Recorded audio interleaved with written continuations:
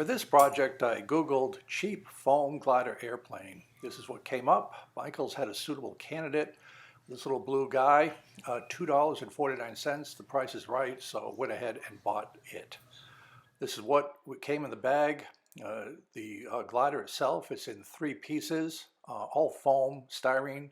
You have a wing, tail, and fuselage. It friction fits, and this will be our candidate. Good morning, my name is Tim. Thank you for visiting this channel. And what we're going to do today is talk about my conversion of a store-bought foam glider to radio control flight. For this little experiment, we use this glider right here. It was purchased at Michael's. Cost is $2.50 for the glider. Even has little lights on the canopy if you want to do something a little bit different.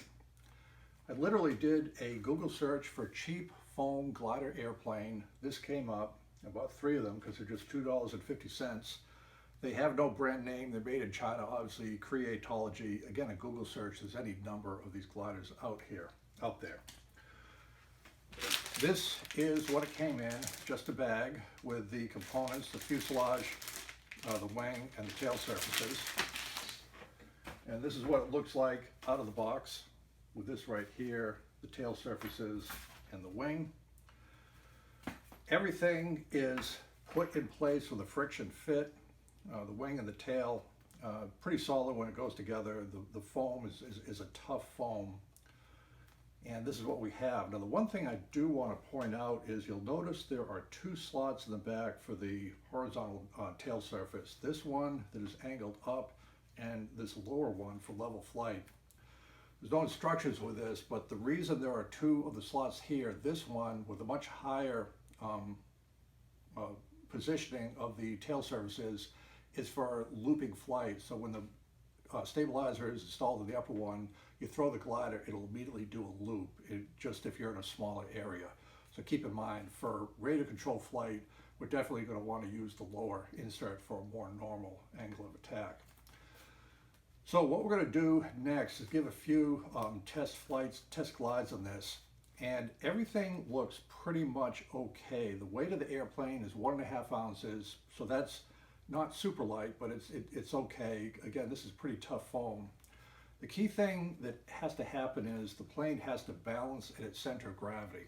Now, we don't know the center of gravity, but a very good estimate is between 25 and 30% back from the leading edge of the wing. That will get you in the ballpark every time. I'll put my fingers underneath this and you'll see that it is incredibly tail heavy. If we were to take this out now and throw it, it would simply stall up like that. It just wouldn't fly. It has to be balanced. So we are going to balance the glider next. So now we're going to put some nose weight onto the glider just to get the airplane balanced at a center of gravity. This is a requirement for every airplane from this to a Cessna 150 to a Boeing 747. I've selected from my collection of stuff 2 washers here. The washers weigh just about 1/2 ounce. What we're going to do is take some tape, put the tape on the washers, and we're just going to put the washers on the nose. That's good sticky masking tape right there. Now we put our fingers underneath and it balances pretty darn close to that center of gravity. So this should be okay for our test flights right now. Okay, let's talk about what we're going to use for radio for this airplane. Now, as I mentioned, the airplane itself weighs 1.5 ounces. We've got about 1/2 ounce with the washers here for the nose weight, so about 2 ounces. For a plane this size, this wing, that's be about right. It's not going to be a floater, but it should fly okay. What I'm going to do is use the ParkZone Ultra Micro RC equipment right here. These are available at the Horizon Hobby website, Stevens Aero, or Google search, just the ParkZone Ultra Micro RC kits. It's an amazing little device, the brick here. Built onto this, you have the receiver, a built-in electronic speed control. These are 2 linear servos for the elevator and rudder, the battery connector, and then the electric motor geared to the prop. I harvested this from a ParkZone Ultra Micro Extra 300D foam flyer that I flew several years back. They just wear out over time, and this is the electronics we use. Interestingly enough, these electronics with the LiPo battery weighs about half of an ounce, so it's the weight of the washers that go on there. So let's just power this up to see how it looks and just get an idea how much thrust we're going to get out of this. Again, we're going to use my Spectrum DX6 transmitter. Go ahead and turn that on. This is binded like anything else to the electronics here. I've already done the binding, you don't have to worry about it. And there's a ParkZone right there. Now, the transmitter is obviously powered on. This is not. It doesn't matter whether the transmitter goes on first or the electronics. Either one works with these systems. So everything is connected up. The motor, these are all built in. This is the battery. Super important that we observe polarity. There's a little red dot here on the back. The bottom, once upon a time, had a red dot. That should be matched up. And so we're going to go ahead and plug this in. Notice there's a red light on the receiver, a little bit of chatter, that's okay. And notice there's the linear servo for elevator, linear servo for the rudder. And I'm going to hold this up and we'll get an idea how much thrust we have.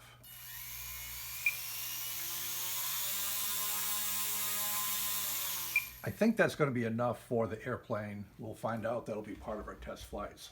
So we have all the components. We have the airplane. Let's go ahead and just give a couple hand-launched test flights in the backyard. Just get an idea how it glides without any equipment on it. So here we are in our backyard. We're going to give it a couple test flights. Again, one last little pre-flight. The weight is on here for the balance. We'll turn on the lights for good luck. And everything looks relatively okay. Let's see what happens.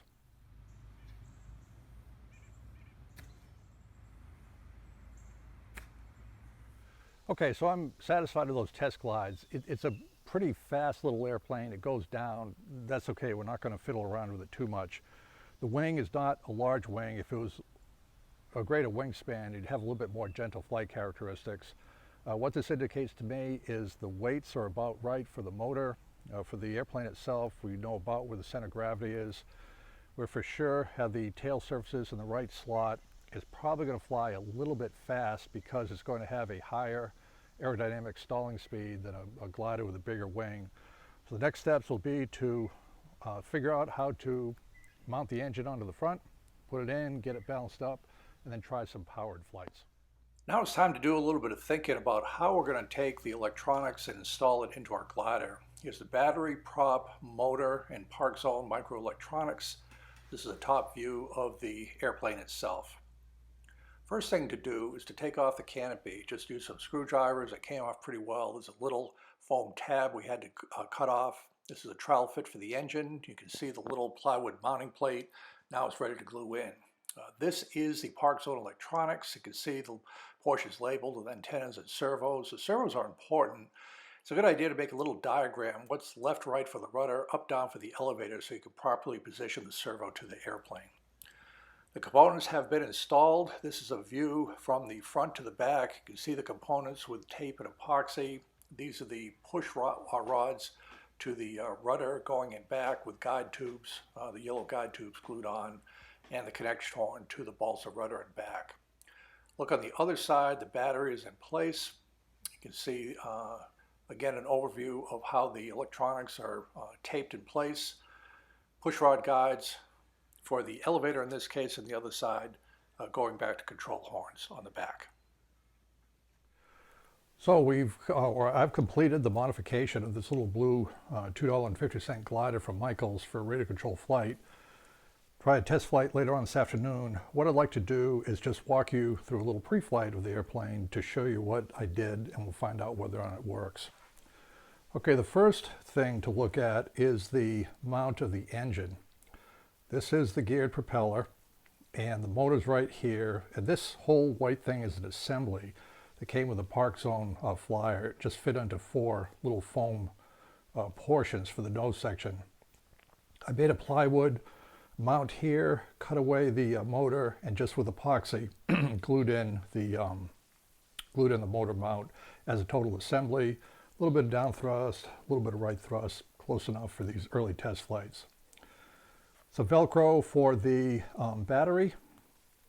This is the ParkZone equipment right here with the 2 linear servos. The motor plugs in back here, the battery plugs here. I took off the white canopy, flattened this out with an X-Acto knife. I mounted the brick with tape on here to not damage anything underneath, and just took some red tape, epoxied it in to hold it in place, and that's fine for what we're doing here. Note, you have to look at the orientation of the servos, little gears. The push rods have to be behind that. Don't install this backwards accidentally. I use very small music wire, little guides right here. These shrink tubing right here, there's one piece of wire here, another piece of wire here, they overlap.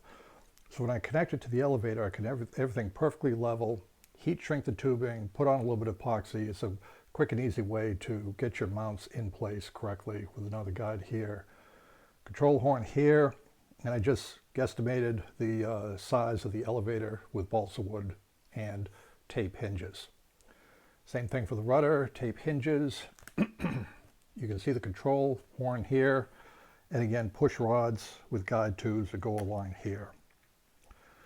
The only other thing that I had to do was add some nose weight to balance it out. One washer was okay with the added weight of the brick.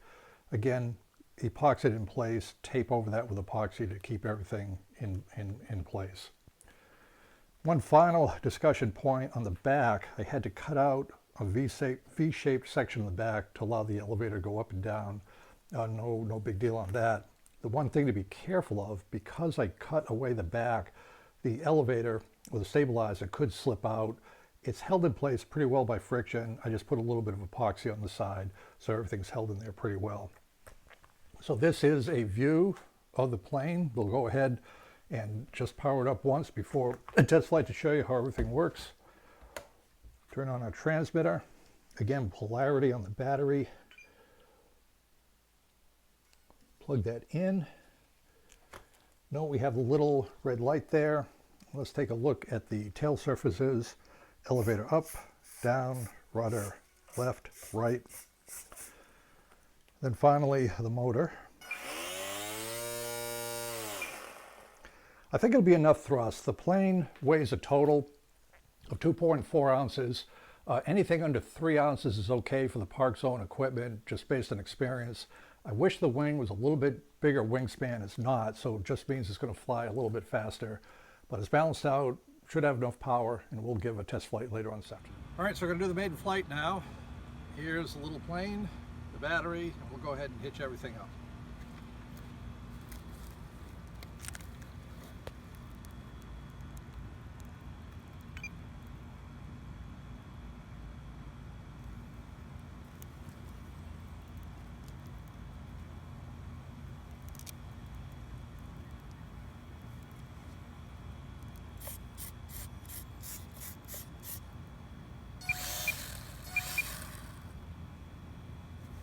Okay.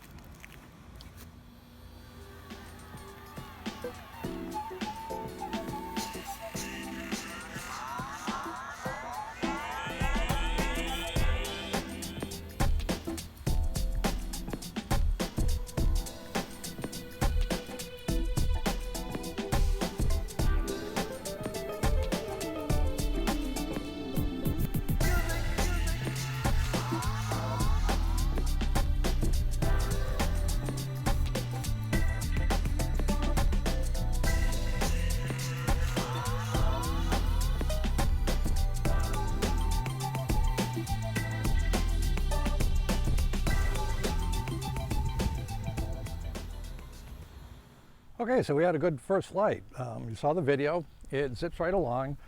The CG, center of gravity, was about right. It hunted a little bit in pitch every now and then. That's probably, it's just the way this model is. The turns were good. I think what I need is a little bit larger rudder just to help with the turns. Again, I just took a guess at this size here. Elevators seem to be about right. There's plenty of power with this motor. I was very happy with that. There's absolutely no problem with that. That validates these ParkZone Ultra Mica systems. If your model is below 3 ounces, you're probably going to do okay. I think in a perfect world, we'd just have a longer wingspan, about a third greater span with this weight would just give it more lift and a little bit more gentle flying conditions. But it worked out good. I'm very happy with the installation, the control rods, the motor installation is good. Everything worked out good for taking a $2.50 glider and converting it to radar control flight.